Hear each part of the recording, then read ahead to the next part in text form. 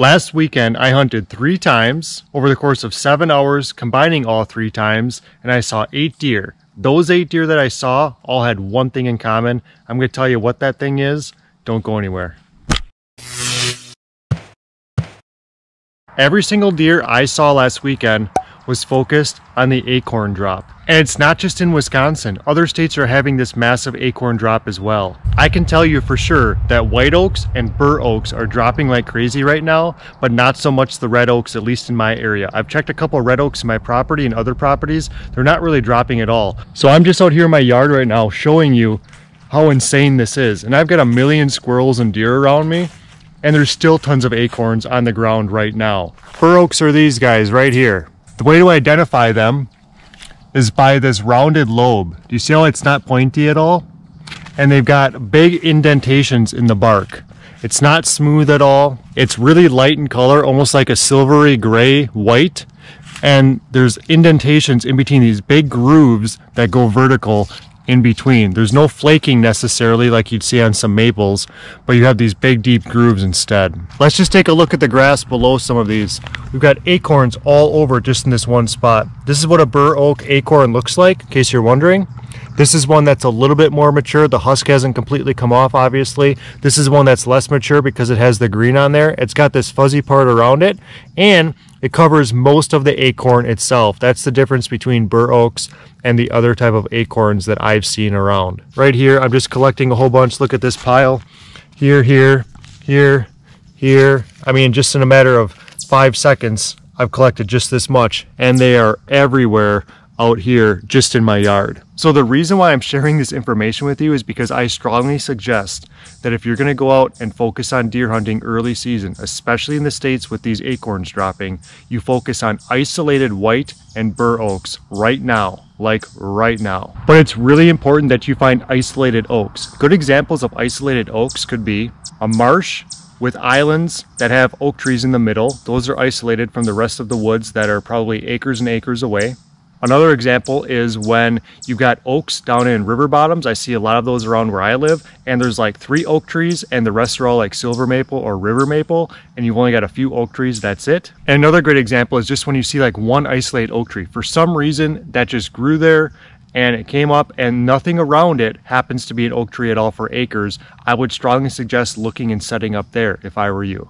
I filmed all 3 times I went out hunting this past weekend, but I'll share with you one of the 3 times as an example to show you how this works. In this particular example, I had to keep my volume really low, so if you need to turn it up, please do. Sorry about that, but I did not want to spook any deer. I knew that they were bedding nearby where these isolated oaks were. There was about 10 oak trees in this one small little area where there were some major crossings, and I saw quality sign. I saw a lot of the oaks were bitten off and chewed apart, a lot of acorn caps, and I saw some deer scat as well, and fresh tracks from the day before. Okay, I'm set up now.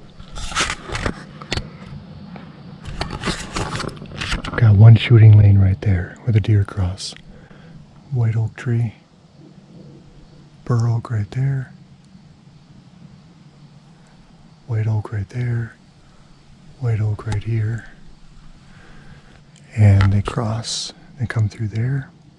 They also come behind me right there, but you can't cover both trails, you have to pick one. I saw the most sign out by that oak tree over there. I saw deer scat and a lot of acorn caps. They bed up over this way, they come down, and then they walk over this way and feed by that acorn dropping over there by that oak tree. It's not a perfect setup, I have to be on the ground. It's all white pine around here, little ones, so it's super thick, and you have tons of branches like this that you'd have to shoot through, which you can't. The only way to set up here is on the ground at the moment. Got one shooting lane, I'm hoping walks there. I'm behind this tree right here. And I'm going to watch for them to come behind this tree down that way, if they do. Just over here. As soon as they get back in that thick stuff over there, I'll grab my bow, pick it up, and get ready to shoot that way.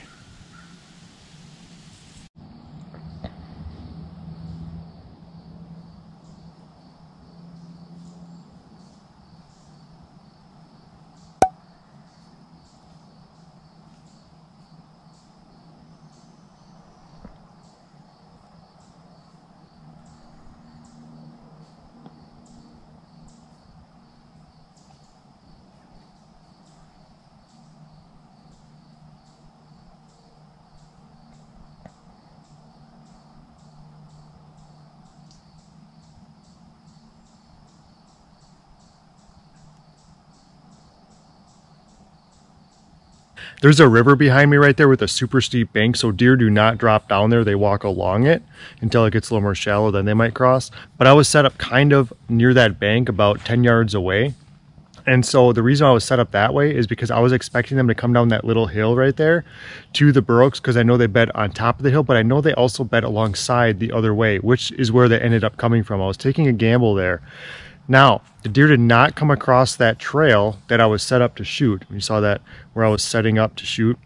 And that's okay because they were does and I wasn't going to shoot them right now anyways. However, they went up the hill a little bit because there were like 2 or 3 more bur oak trees up on the top of that ridge. It's not a ridge, it's just like a little hill.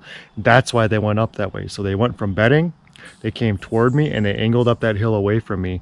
It's a gamble. That's what happens when you sit on the ground. You just don't have a lot of shot opportunities.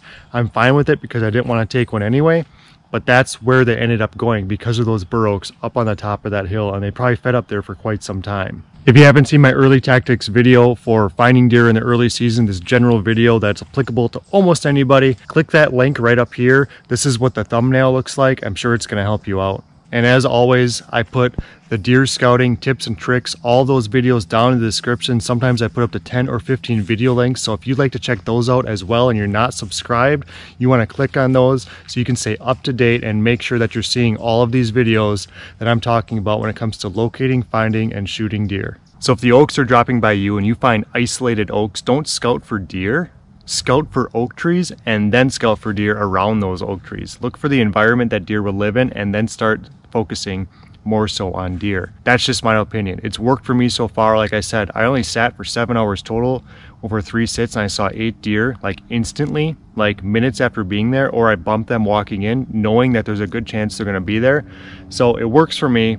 I'm just an average guy like everybody else. I don't see why that wouldn't work for you. And let me tell you something, it's a lot easier finding oak trees than it is finding deer. So if you look for these oak trees, you can spot them. They're much bigger, they never move, they stay there all the time. So if you can find them, you're probably gonna find some deer. If you'd like to discover the #1 way to find deer all season long, click on this video right here. It's going to help you find deer right away. And don't forget to subscribe. If this video adds value to your life, hit that thumbs up. I'll see you next time.